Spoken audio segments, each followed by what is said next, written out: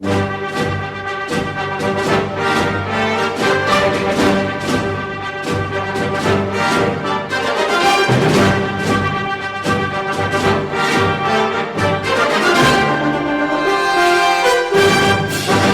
Joe Catalano with an AM Quincy news update for Friday, August 21st.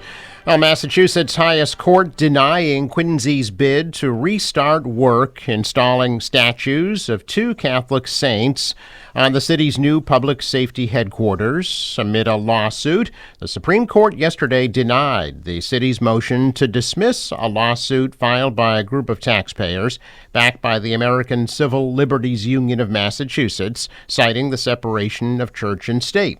The court also upheld a lower court's order preventing Quincy from putting the statues on the facade of the $170 million Quincy Public Safety Headquarters while the lawsuit moves forward. Writing for the court, Justice Scott Kafker said in the ruling that the plaintiffs have demonstrated a reasonable likelihood that the city has violated important constitutional rights and has spent and plans to continue to spend taxpayer dollars in violation of those rights that will not be recoverable.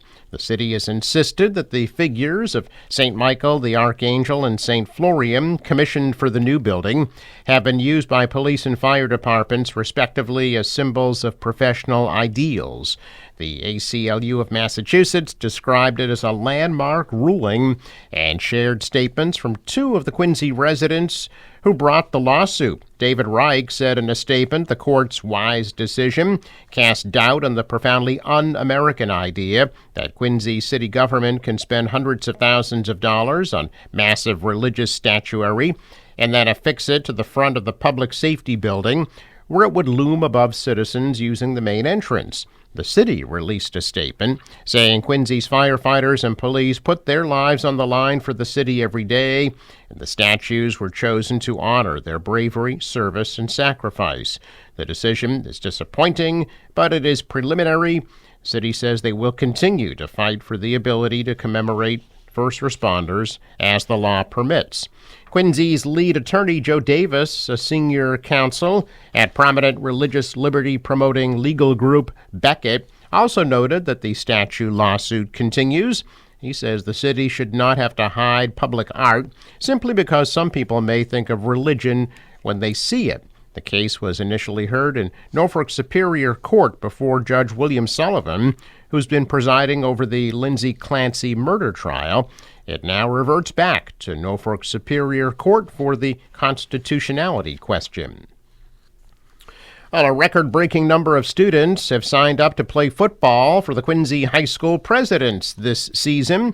Head coach Ed DeWitt says 95 players have officially registered and received their equipment, and that the numbers are still growing. DeWitt said the historic turnout reflects an extraordinary wave of enthusiasm, dedication, and school spirit, and helps build lifelong bonds among teammates. In contrast, enrollment in the North Quincy High School Raiders football program has been steadily declining.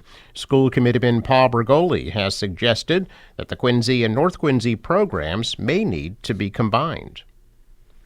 Construction on the new Squantum School in Quincy may cause some disruptions at the adjacent playgrounds. The latest construction update says the existing retaining walls next to the playground need to be replaced because the new Winslow Road connection between Mayflower Road and Standish Road will be constructed at a lower elevation than the existing bottom of the wall. A new cast-in-place concrete retaining wall will be installed as part of the work. Officials say the brick pavers containing community members' names will be preserved and then reinstalled when the new wall is complete. The fence along the top of the retaining wall will also be replaced. Officials say the playground will remain open during the work. However, there may be some temporary inconvenience. Early in-person voting for the September 1st state primary election begins in Quincy tomorrow. Voters may cast ballots at City Hall tomorrow and Sunday from 8:30 to 2:30, and then next Monday through Friday at City Hall from 8:30 to 4:30. Tomorrow is also the last day to register to vote in the September 1st primary, and voter registration will run tomorrow from 8:30 to 5 at City Hall. Next Tuesday is the last day to request a mail-in ballot for the September 1st primary. City Clerk Nicole Crispo says that's proving to be a very popular option this year with over 7,000 mail-in ballots requested. The polls will be open on September 1st from 7 a.m. to 8 p.m. at all 31 precincts in Quincy, and Crispo's predicting a 20 to 25% voter turnout. Well, a man is facing multiple charges in connection with a possible kidnapping in Boston that ended up with a vehicle stop in Milton yesterday afternoon. Boston police got a 911 call about 3 p.m. reporting a kidnapping at 555 Talbot Avenue. Ring camera video showed a woman who could be heard screaming, "Call the police, he's trying to kidnap me." The car sped off, prompting a high-speed police chase through Dorchester, the Blue Hills Reservation, onto the expressway, and into a quiet neighborhood in Milton. According to authorities, the woman in the car made gestures to indicate she needed help multiple times during the chase. The car was safely stopped at the intersection of Adams Street and Elliott Street at about 4 p.m.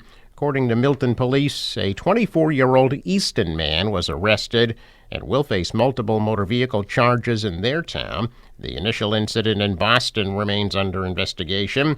Police have not released the name of the suspect. The victim in the car was evaluated by Coastal Ambulance. No further information was available.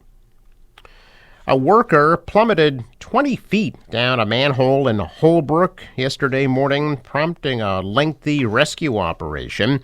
Emergency crews responding to a call for an injured worker at the Brookville pumping station just before 10 a.m. found the victim at the bottom of a manhole. The fire chief identified the victim as a Department of Public Works employee, noting that it took crews about 2.5 hours to hoist him to safety. The worker, whose name has not been released, was taken to a local hospital. No word on the extent of his injuries or condition. Officials say the situation required activating the Norfolk County Technical Rescue Team with help from local firefighters, paramedics, and police officers. It was not immediately clear what led to the worker's fall. An investigation is ongoing.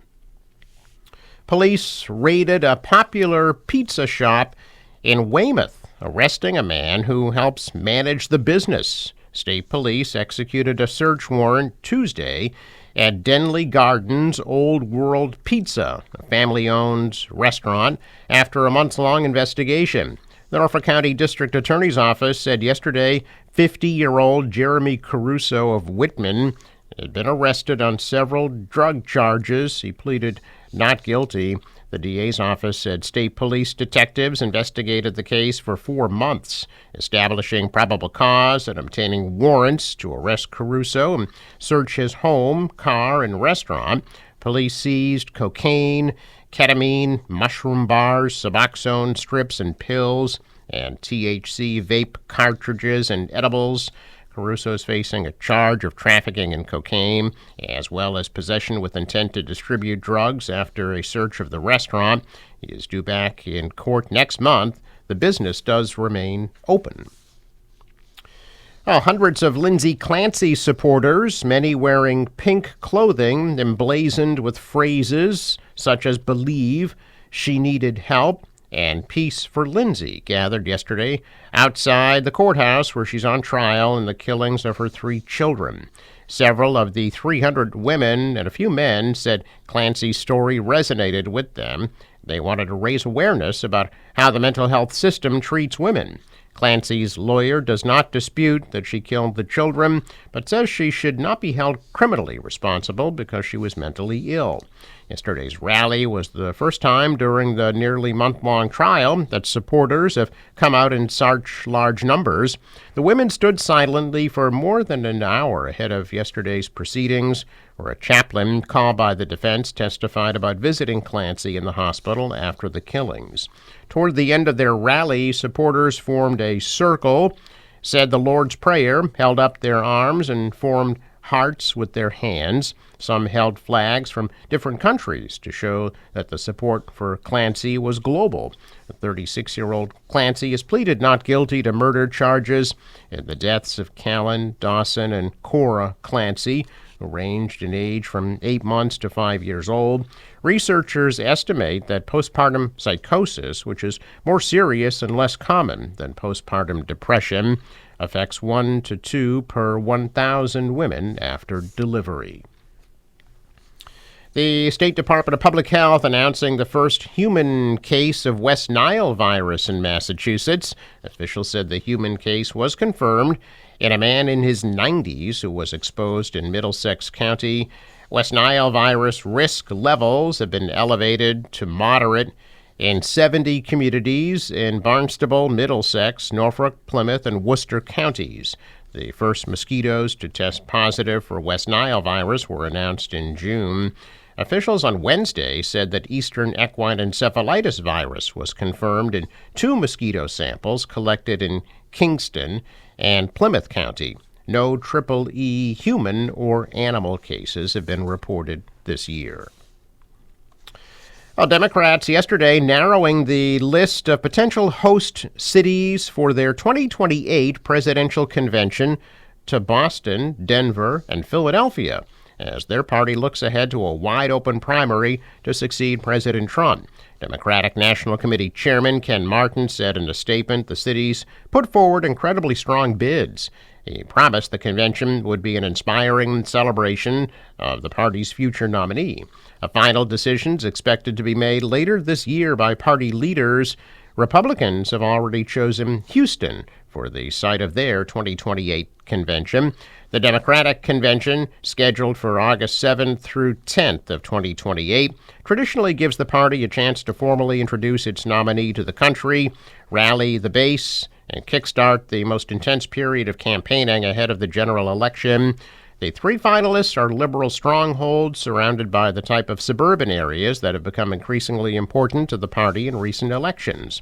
They also provide access to fundraising in key demographic and interest groups like labor unions. While Colorado and Massachusetts have gone Democratic in recent presidential elections, Pennsylvania has been among the biggest battlegrounds. Trump, a Republican, won Pennsylvania in 2024. Philadelphia last hosted the convention in 2016, Denver in 2008, Boston in 2004. Gillette has made an early substantial investment in its future Fort Point headquarters, buying the site for $98 million. The 2.4-acre site on A Street in South Boston is only a parking lot today, but it's already received city permitting for a 325,000 square foot research and development center. Gillette said earlier this year it plans to spend $1 billion on a new building that would keep it in the South Boston neighborhood. Now, Disco Dream with Rudder Crew will perform at the Ruth Gordon Amphitheater in Quincy tonight from 6 to 8 p.m. The show will be a tribute to the late Louise Larea.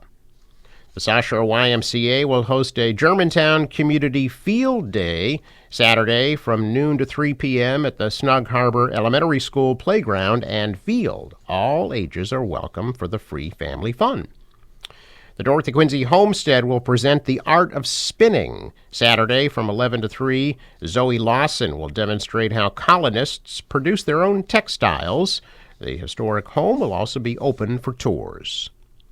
Operation Homefront will present an America 250 celebration on Sunday from 1 to 5 p.m. at the Terrell Room on Quarry Street in Quincy. The event will feature live music, vendors, prizes, and special guests. Donations will support Operation Homefront of Quincy, a nonprofit dedicated to building strong, stable, and secure military and veteran families. Today is the last day of the free lunch program for Quincy residents 18 and under at the Parker Elementary School, Lincoln Hancock School, Ward 2 Community Center, Snug Harbor Elementary School, and the Montclair Elementary School. The meals are available today from 11 a.m. to 1 p.m. They must be eaten on site. A check of business news. Stocks retreated. The Dow fell 703 points. The Nasdaq dropped 263, and the S&P lost 66. Asian stocks mostly higher. The dollar fell, the euro rose. Oil is up to $93 a barrel. Sports: Red Sox host the San Francisco Giants at Fenway at 7:10. The National Weather Service forecast for today: mostly cloudy and a high of 77 degrees. For tonight, cloudy, a low of 62. Tomorrow, mainly cloudy and a high of 74. Rain moves in for Sunday with off and on showers, a high of 82. And partly cloudy Monday, a high 82. For the boater, waves 2 feet, winds northeast at 10 to 15 with gusts to 20 knots. High tide 6:55 p.m. Sunrise 5:57, sets at 7:36. Traffic note: Fore River Bridge scheduled to open at 9 a.m. I'm Joe Catalano with an AM Quincy news update for Friday, August 21st.